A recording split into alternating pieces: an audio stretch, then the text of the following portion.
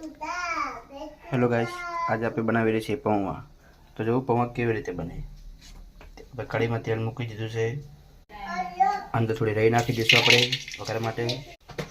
થોડું જીરું પણ નાખી દઈશું અંદર આપણે વઘારમાં. તો તડકો આવી જશે. થોડા બટાકા નાખી દઈશું.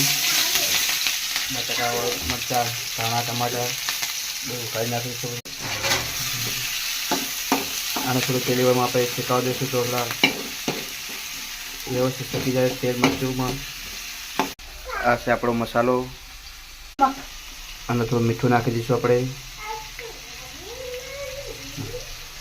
પછી થોડી હળદર પણ નાખી દઈએ. ચલો આપણે થોડી હળદર પણ નાખી દીધી. એને હવે હલાવી દઈશું. અને સીવું ઢાંકીને મૂકી દઈએ તો શેકી જાય.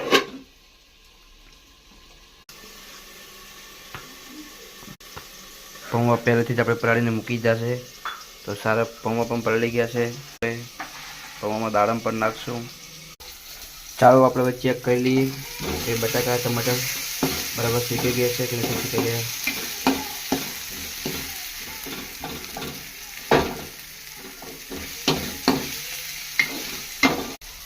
હવે આપણે એને પૌવા નાખી દઈશું.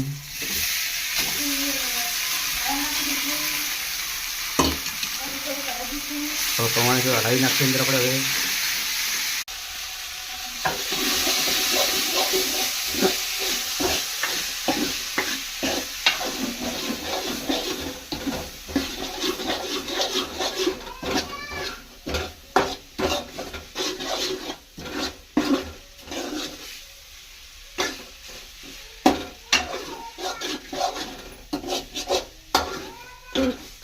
જરા કરો.